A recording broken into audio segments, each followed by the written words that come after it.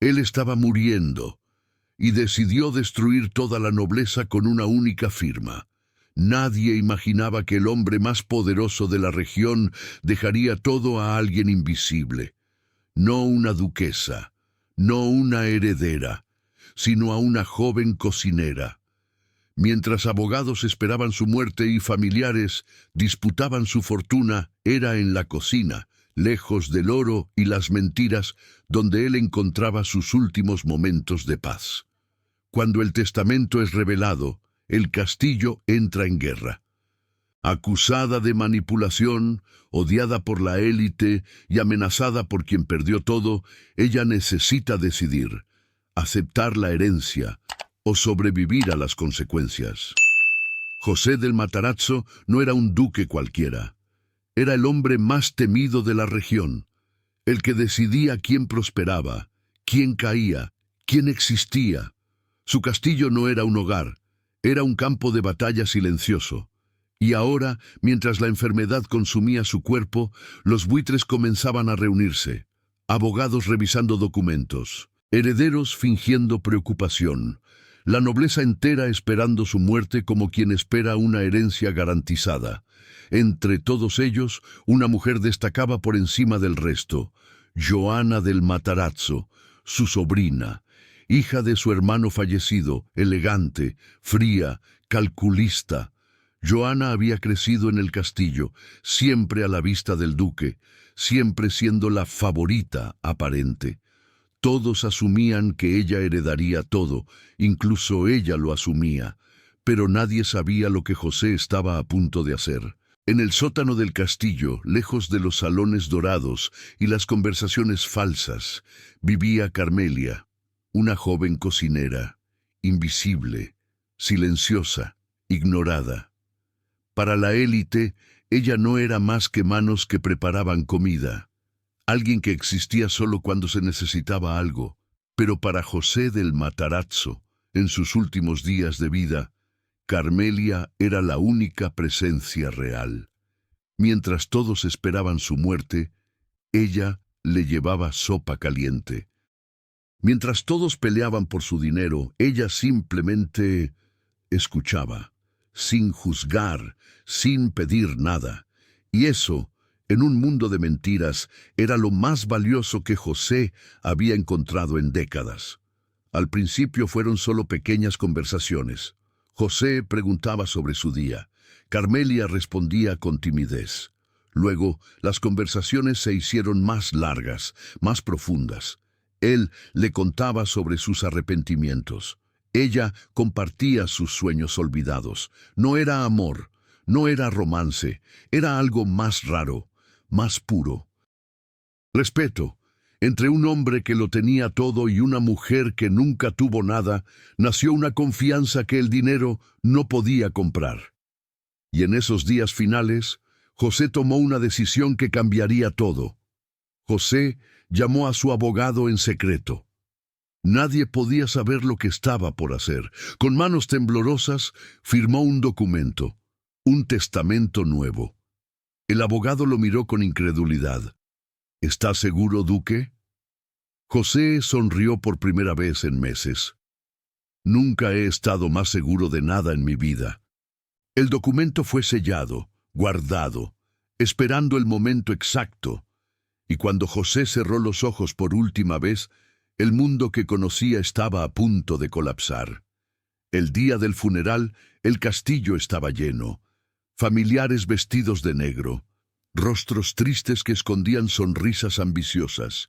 Joana del Matarazzo ocupaba el lugar de honor, vestida impecablemente, con la seguridad de quien sabe que todo le pertenece. Todos esperaban escuchar sus nombres. El abogado abrió el testamento. Comenzó a leer, y entonces, silencio absoluto. Dejo toda mi fortuna, mis tierras, mis títulos y propiedades a Carmelia, la cocinera del castillo. Nadie respiró. Joana se puso de pie bruscamente.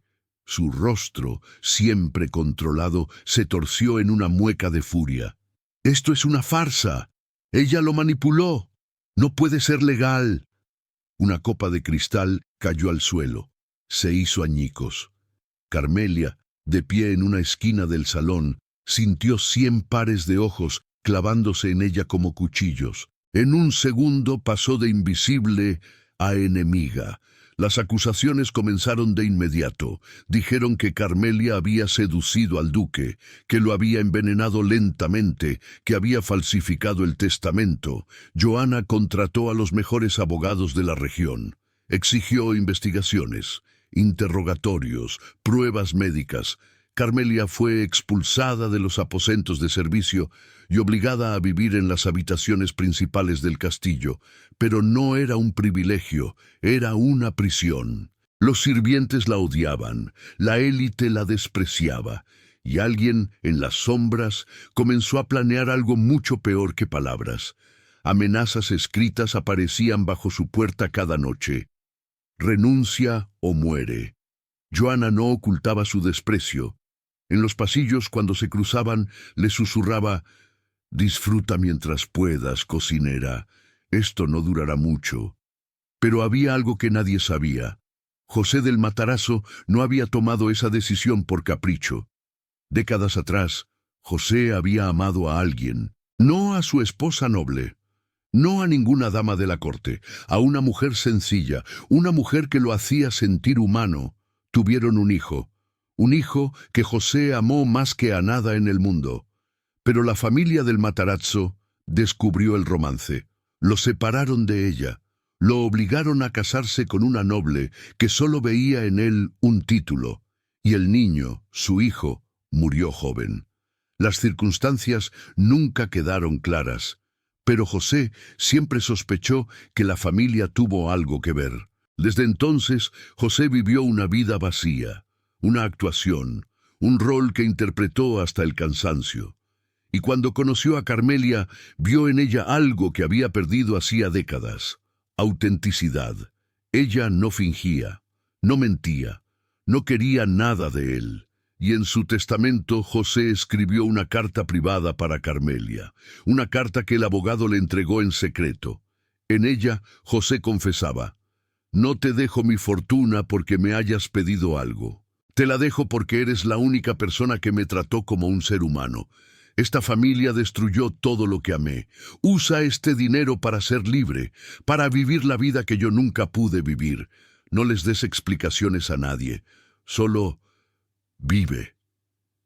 Carmelia lloró al leer esas palabras, y por primera vez entendió que esa herencia no era solo dinero. Era una responsabilidad, pero aceptar significaba guerra. Aceptar significaba enfrentar a gente más poderosa, más educada, más cruel. Carmelia era solo una cocinera. ¿Cómo podía luchar contra toda la nobleza? Pensó en huir, en renunciar, en regresar a la invisibilidad. Entonces, una noche, Joana apareció en su habitación, sin golpear, sin anunciarse. Se sentó frente a Carmelia con una sonrisa fría. «Seré directa contigo, cocinera.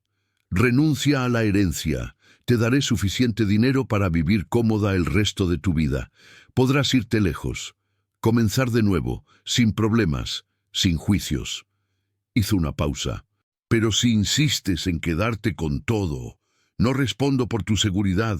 Los accidentes ocurren, especialmente a quienes están donde no deben estar». Carmelia sintió que el aire abandonaba sus pulmones. Joana se levantó, dejando un sobre la mesa. «Tienes hasta mañana para decidir». Esa noche, Carmelia no durmió. Tomó la carta de José, la leyó una y otra vez. «Vive». Esa palabra retumbaba en su cabeza, y se dio cuenta de algo. Si renunciaba, estaría traicionando no solo a José, sino a sí misma, porque toda su vida había sido invisible. Había aceptado ser menos. Había creído que no merecía nada más.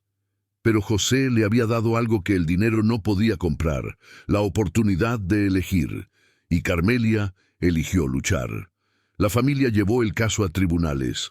El día del juicio, el salón estaba repleto de nobles, periodistas y curiosos. Joana se presentó impecable, segura, rodeada de abogados. Carmelia, en cambio, vestía un traje sencillo, sin joyas, sin lujos. El fiscal de Joana presentó testigos, médicos que afirmaban que José estaba senil en sus últimos meses, sirvientes que dijeron haber visto a Carmelia manipularlo, documentos que sugerían que el testamento había sido firmado bajo coerción. El juez escuchaba con atención. Su rostro era impenetrable. Carmelia sentía que todo se desmoronaba. El juez estaba a punto de fallar en su contra. Podía sentirlo. Entonces el abogado de Carmelia pidió la palabra. Presentó la carta privada de José, la leyó en voz alta. El salón quedó en silencio. Luego presentó algo más, un diario personal de José, escrito durante años.